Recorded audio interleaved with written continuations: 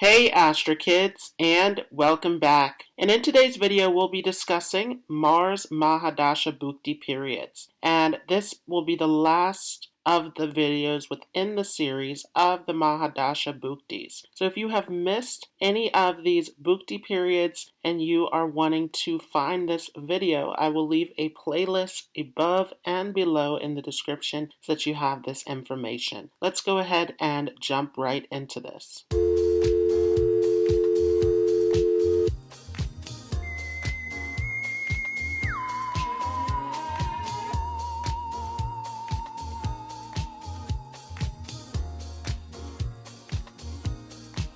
So, first of all, what is a Bhukti period? A Bhukti period, which is also known as an Antardasha period, is a sub-period within the Dasha scheme. So, for those of you who have not seen my video already, I have done a video on Mars Mahadasha outlining the qualities of the entire Dasha period. So I will leave a link for that above and down below in the description. But the Dasha or the Mahadasha is the major period that is ruled over by a planet within your natal chart. Within that, we have sub-periods which are known as the Bhuktis. So that is what we will discuss today. And what you want to understand is how these are placed within your natal chart. So not only Mars, but also the subplanet, looking at how these are positioned within your natal chart. Are they in conjunction with positive or negative planets? Are they being aspected by positive or negative influences? What sign are they in? All of this is of great importance. So the Mars Mahadasha is a very quick and spontaneous Mahadasha, which is all about action. Mars is about putting our energy into physical action.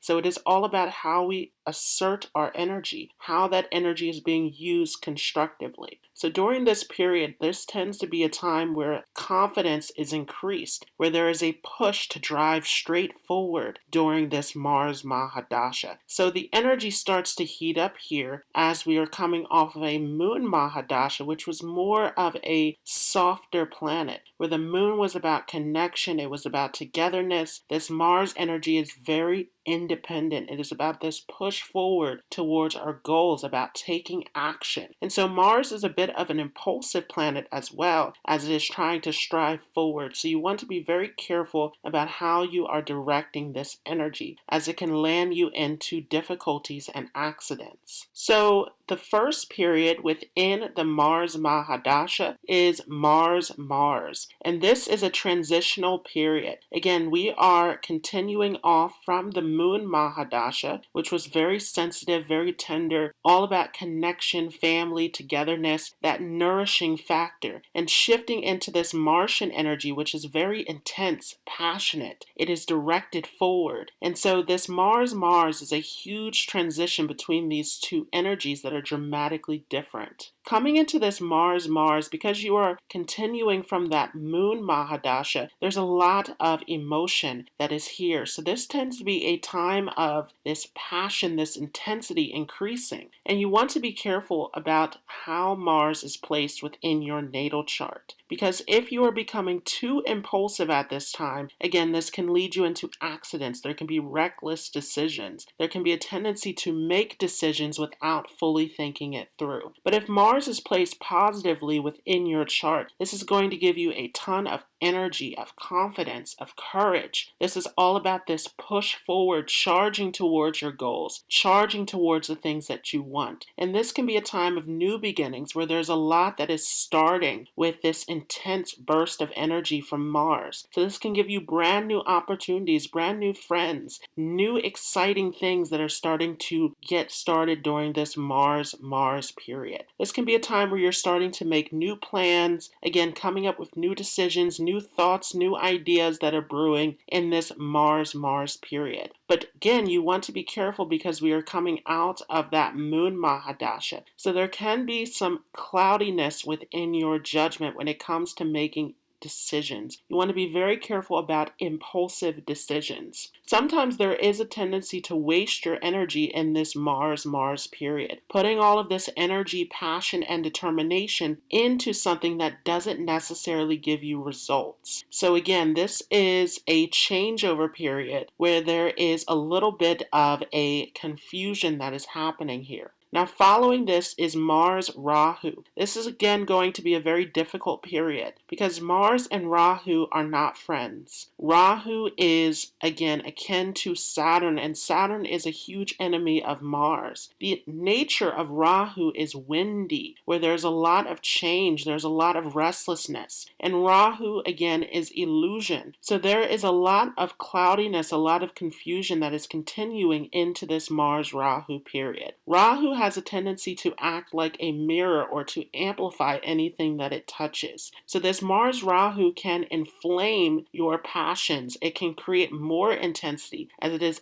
adding to this fiery nature of Mars. So this can be a time where you can get yourself into difficult situations. Again, you want to be very careful because Rahu is illusion. You want to look over all of the small print. You want to make sure that all of your decisions are thought out carefully. And Mars is the karaka for real estate as well. So even property decisions along with any other decisions, you want to be very careful about this. Because Rahu is about the unknown or the things that are out of our consciousness, Rahu is those unfulfilled karmas from a previous life. So what we have no experience or little experience in. And so Rahu always brings things that are out of the ordinary. So this can get you into sudden situations that you didn't expect to happen. And again, if Mars and Rahu are placed well in the chart, this may bring you some positive experiences that are unexpected. But for the most part, Mars-Rahu can bring accidents. It can bring emergency surgery, all sorts of situations that are coming out of the blue that throw you off guard. The surgery, because Mars is related to surgery as well. Mars is a soldier, it carries a weapon. So those sharp instruments, those tools that we use, is associated with Mars. Following this is an 11-month period of Mars-Jupiter. And this tends to be a great period because Mars and Jupiter are great friends with one another. So coming into this Dasha period, this is excellent. This can bring you all sorts of opportunities. Jupiter loves to expand, to bring in those opportunities, to bring in support. Jupiter is a very social planet, so you can get new people, new mentors, new situations coming into your life, all sorts of opportunities to grow and expand. And especially gurus, mentors, father figures, all sorts of wise people coming in, giving you wisdom, giving you inspiration, giving you direction at this time. Jupiter deals with higher education, so this can be an excellent time for your education as well. You can get educational opportunities and your education can go well. You can progress, you can expand in this area. This can bring you all sorts of job opportunities, all sorts of situations around family where your family can be very supportive of you. This can also be a time of travel because Mars is very active. Again, it is about how we assert our energy, and Jupiter is the karaka for long distance journeys. So this is all about travel, this is about excitement, this is about expansion, and this can help you also in your spiritual studies because Mars is related to astrology. Mars is the ruler of Scorpio, and Scorpio is all about digging into that occult knowledge. So this can be excellent for your spiritual and mystical studies. On the negative side, though, because Mars is so impulsive, if you have these placed in difficult positions in your chart, you want to be very careful about impulsive actions and decisions. There can be some loss of money at this time, over expenditure, getting yourself into all sorts of situations where you're expanding too far. So this is where you want to be careful about making quick and sudden moves.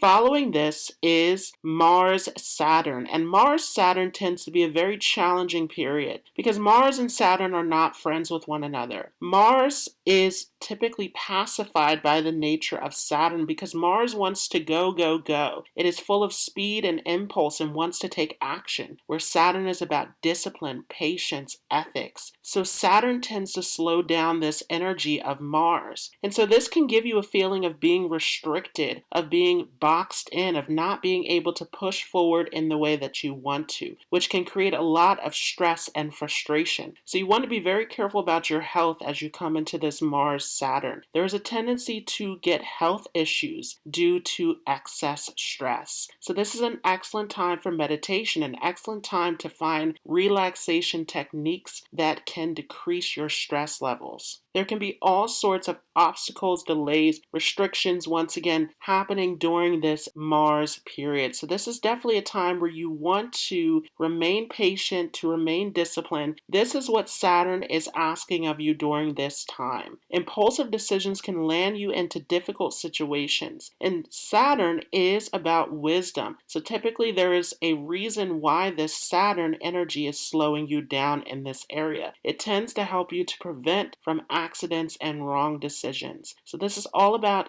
remaining patient, remaining calm, and staying disciplined. Following this is Mars-Mercury, where the energy is going to dramatically change. Mercury is very quick moving, and Mars, again, is very impulsive. So this is definitely going to be a time where things start to speed up, where you're starting to feel that frustration, that restriction decreasing during this Mars-Mercury period. And Mercury is akin to travel, so this can be an excellent time for travel, for different experiences and opportunities coming into your life. Mercury also is about the development of skills. So this is excellent for your education. And along with this, Mercury is about business. So this can give you great business ideas, great skills, new business opportunities coming into your life. This can be excellent for your growth and for your wealth. You can see major increase at this time. And this can attract all sorts of helpful people into your life, as Mercury is a planet of communication. So making those social networks and contacts that can bring you all sorts of opportunities. Now, if these are placed in difficult positions within your chart, though, this can cause some difficulties because Mars and Mercury are not really friends with one another. So there can be all sorts of conflicts, arguments, disputes, misunderstandings happening, as Mercury is all about communication and Mars becomes impulsive. So you want to be very careful about how you are communicating with others, especially people in positions of power and authority. This is a time to really talk things out, to negotiate, and to be cautious about all of your moves, especially if you have this in challenging positions within your natal chart.